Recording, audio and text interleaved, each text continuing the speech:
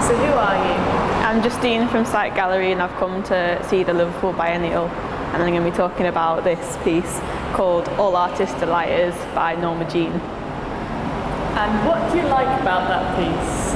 I like about how it's turned something that's like an everyday object into something that's it's sort of misbehaving. Like the ice is being made continually from a solar panel outside, and it's just sort of like chucking out the ice like it's throwing up or something. And I like the way that sort of Norma Jean as an artist has created sort of this image of turning ordinary things into something that's more than that. So like even her name is like play on with Marilyn Monroe. So her name was Norma Jean, and she turned into something like fantastic and the celebrity lifestyle that's Marilyn Monroe. And the same with her exhibition in the Venice Biennale, where she made plasticine, and people used to tear it and stick it on the walls and make shapes themselves. So it's about taking everyday objects and turning it into something sort of bad or something not that you would expect.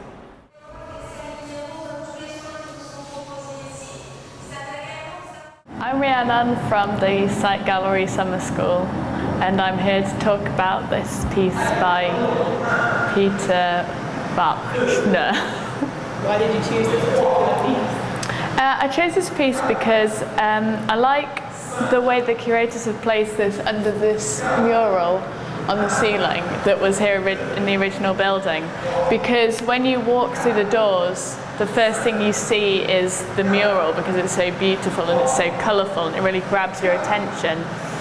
And then it's just in stark juxtaposition to the colours of these really dull colours of these sea creatures and the really sinister vibes that you're getting from them.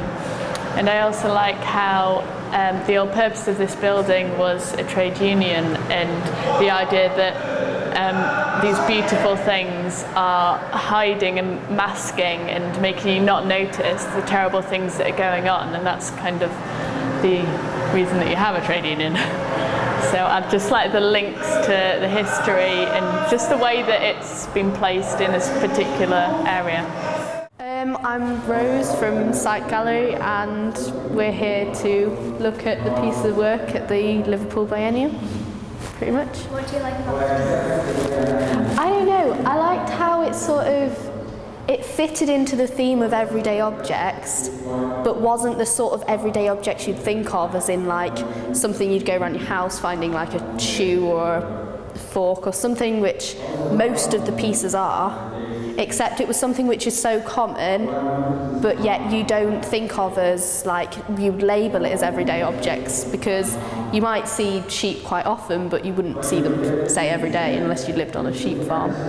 But I quite liked it, and how the fact that they were in shapes of cardboard boxes were every day as well, because that would be something which was more common. Plus it's sort of got a sort of cartoon feel about it. The sort of thing which you could sort of see appealing to all ages or something like that. But I like that about it, basically.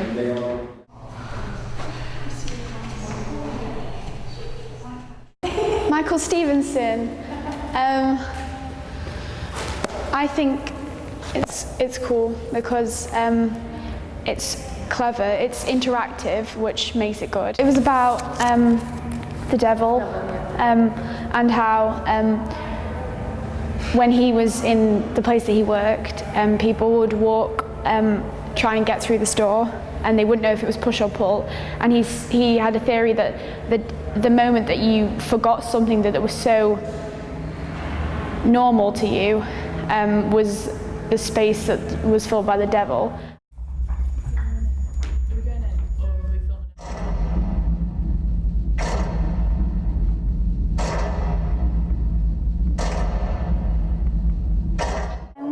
From the Sight Gallery, we've come to Liverpool to see the Needle Walked into a Haystack event at the Old Blind School.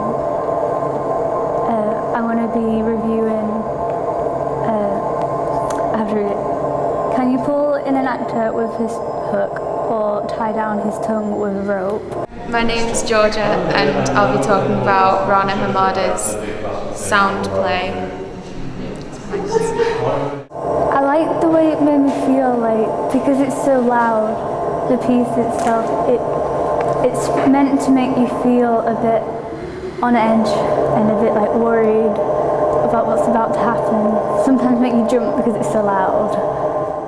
I like how it makes the audience sort of feel really uncomfortable. It takes them out of a comfort zone and makes them feel sort of like, I felt pretty scared while I was in there, and the sounds that used, like, they're not familiar sounds that we're used to hearing, which I think really helps bring us out of our comfort zone. And it sort of is, I think it shows how like uncomfortable people are getting and how like the world's sort of turning into a really not nice place to be in. I thought it represented.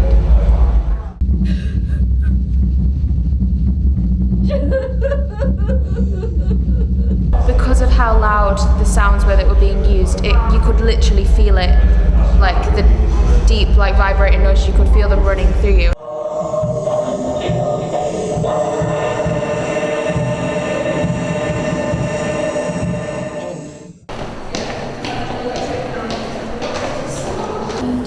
I like how it's concrete, but it doesn't actually look like concrete.